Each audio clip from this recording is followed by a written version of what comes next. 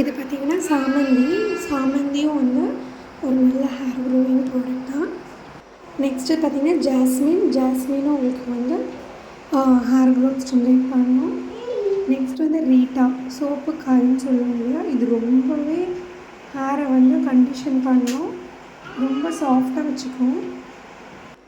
இது பார்த்திங்கன்னா கேசவர்தினி அடிக்கடி போய் பறிக்க முடியாதுன்றதுனால பவுடர் பண்ணி வச்சுருக்கோம். அடுத்து இது வந்து சீயக்காய் பவுடரும் சீயக்காயும் அடிக்கடி வந்து ஆயில் அப்படியே போட முடியாதனால பவுடர் பண்ணியிருக்கோம். ஸோ இது பார்த்திங்கன்னா இது வந்து க்ரெஸ்ன்னு சொல்லுவோம், வாட்டர் க்ரெஸ்.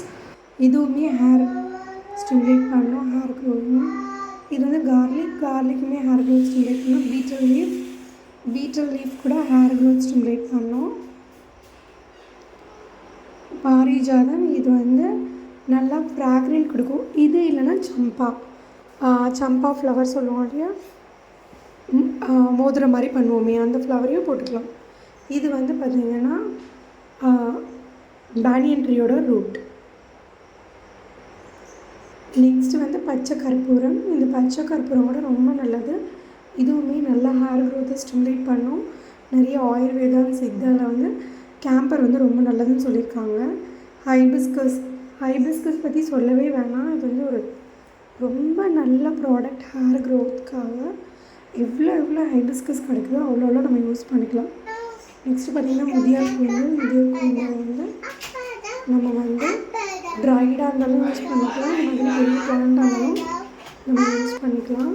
அடுத்து லெமன் கிராஸும் ரொம்ப நல்லது ஹேர் க்ரோத்துக்கு, நம்ம அதுவும் யூஸ் பண்ணிக்கலாம். இது வந்து சில்க் ஃபயர் ஃப்ளவர்னு சொல்லுவாங்க. இந்த ஃப்ளவருமே ரொம்ப வந்து ஸ்கின்னுக்கும் ஹேர் க்ரோத்துக்கும் ரொம்ப நல்லது. இது ஒரு ஆர்னமெண்டல் பிளான்ட்டு. இது வந்து பவளவல்லியோட இலைகள். இதுவுமே நல்ல ஹேர் க்ரோத்தை வந்து ஸ்டிமுலேட் பண்ணும். நெக்ஸ்ட்டு வந்து மெஹந்தி லீவ்ஸ் கூட வந்து ஹேர் க்ரோத்தை நல்லாவே ஸ்டிமுலேட் பண்ணும். அடுத்து இது பார்த்திங்கன்னா ஆம்லாவோட லீவ்ஸுமே வந்து நல்லா ஹேர் க்ரோத்தை ஸ்டிமுலேட் பண்ணும். இதோட எல்லா பெனிஃபிட்ஸுமே நான் ப்ளாகில் எழுதியிருக்கேன். மேங்கோ லீவ்ஸும் எவ்வளோ யூஸ் ஆகும்னு பாருங்கள். ஹேர் க்ரோத்துக்கு ரொம்பவே யூஸ் ஆகும். இதுவும் வந்து ஒரு ஆயுர்வேதிக் ப்ராடக்ட். இதோட டீட்டெயில்ஸும் நான் ப்ளாகில் கொடுத்துருக்கேன், செக் பண்ணுங்கள்.